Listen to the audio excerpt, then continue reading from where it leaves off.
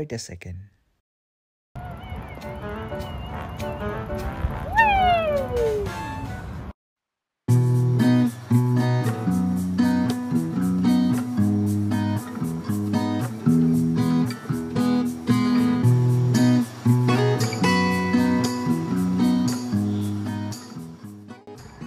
so अहिले चाहिँ हामी जाँदैछौँ लोकलमानको त्यो बिच साइडतिर होइन बिच त होइन खोइ के छ त्यहाँनिर तर फेरीहरू यताउता सबै कुरा छ कस्तो राम्रो बाटो क्या तर हिँड्ने बाटो चाहिँ सर्र लगाएर त्यो साइडमा रुख हुने बिचमा सर्र हिँड्ने ठाउँ जस्तो खालि छ मजाको ठाउँ छ चाहिँ हेर्दाखेरि नै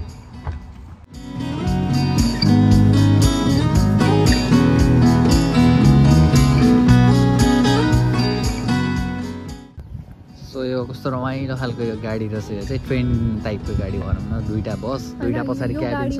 के भन्छ ट्रेनतिर पुरा होला यो चाहिँ यो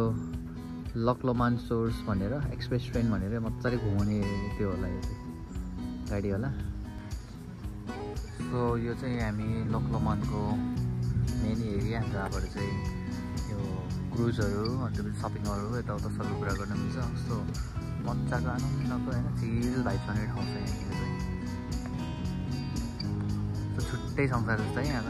हामी चाहिँ अब साइकल लिएर जाँदैछौँ कहाँ थाहा छैन होइन so we're moving towards the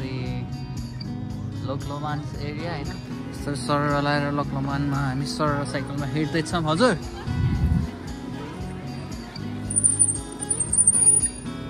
जाउँ जाँदै गर ल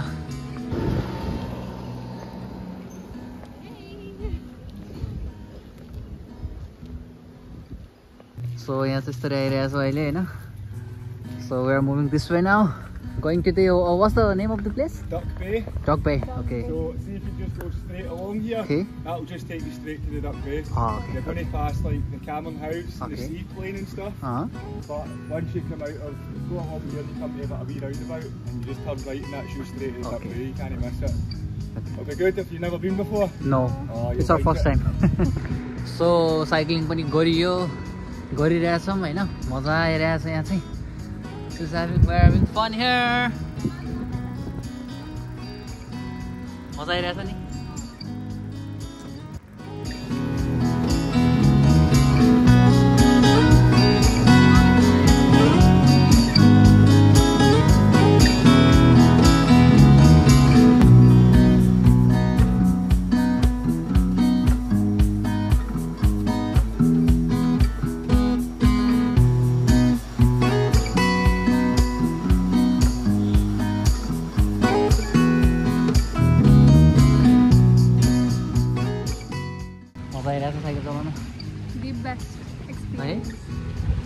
भाइ एक्सपेन्सिभ तर वर्थ इट चाहिँ मजा आइरहेको छ साइकल चलाउनु कहाँ पुग्नु छ चाक चाहिँ तर दुख्ने भएको छ हाम्रो तर जम यस्तो रमाइलो होइन साइकल पनि यस्तो ठाउँमा बसेर रिल्याक्स पारामा ल ओ माइ गड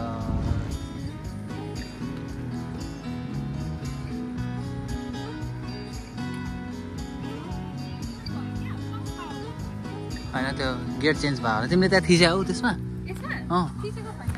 त्यसमा होइन यसमा यसमा त हैन यहाँ दिएको चाहिँ हो टक्का हो जान्छ के फरक पर्दैन नि तल्लो त साह्रो भएको छ के छ हेर साह्रो त केही भएको छैन आनन्दले गरिरहेको छ जाउँ न त अहिले चाहिँ हामी डग बेमा आइपुगेका छौँ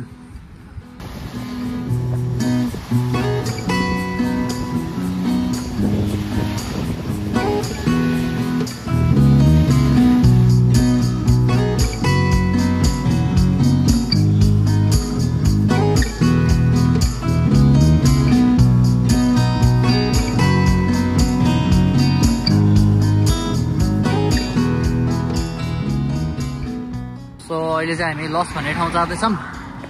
पुरा यो हाइवेको साइडबाट जाने रहेछ त्यहाँ चाहिँ पुरा घान्द्रुकको टाइपको एउटा भिलेज छ भन्थ्यो सो अब त्यही हेर्न जान्छौँ हामी अहिले जाँदा चाहिँ ओह्रालो पर्ला जस्तो छ आउँदा चाहिँ उकालो हुन्छ जस्तो छ फेरि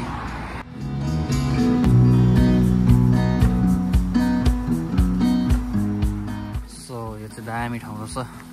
पुरा रुखै रुखमा त्यतिर अनि यहाँ चाहिँ साइक्लिङ भयो मजाको ठाउँ रहेछ यो चाहिँ सर लाएर गइन्छ अब यहाँबाट अगाडि हाइवे निस्किने होला अनि त्यसपछि loss the destination is loss actually छ बाँकी छ अझै लस जान पुग्नलाई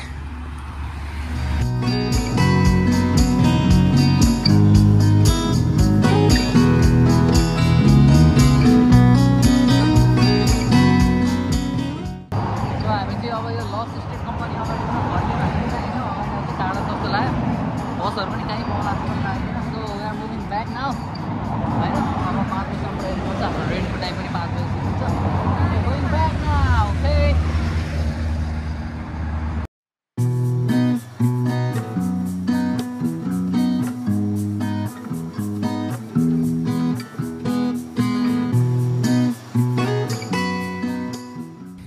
सो आजको हाम्रो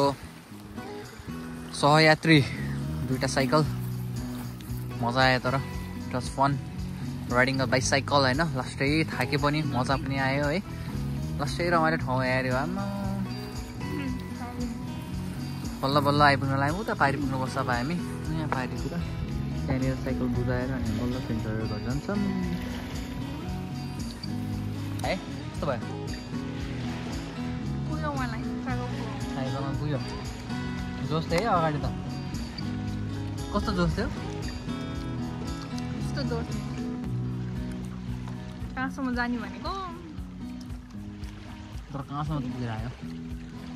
कति 3 घन्टा त चलाएन कन्टिन्यू 3 घन्टा नन स्टप भइसक्यो सो फाइनली अब हाम्रो राइड कम्प्लिट हुन लाग्यो होइन अब हामी साइकलहरू सबै त्यहाँ बुझाएर अन्त चाहिँ बल्ल मैले बस्छौँ सो लक लोमान that was fun we did a lots of cycling here for 3.5 hours मजा पनि आयो तर छुट्टै अर्को यहाँ थकान भइरहेको छ सो फाइनली साइकलहरू सबै बुझायौँ हामीले साइकल बुझाएर चाहिँ यता अब यो कलार यो एरियामा आएको छ दामी ठाउँ छ यहाँ चाहिँ होइन सो यो क्याफे टाइपको एरिया हो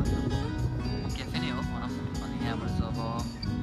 लोकलोमान अब भ्लग इन गर्दैछौँ यहाँबाट हामी going back to the home के खान्छौँ बाटोतिर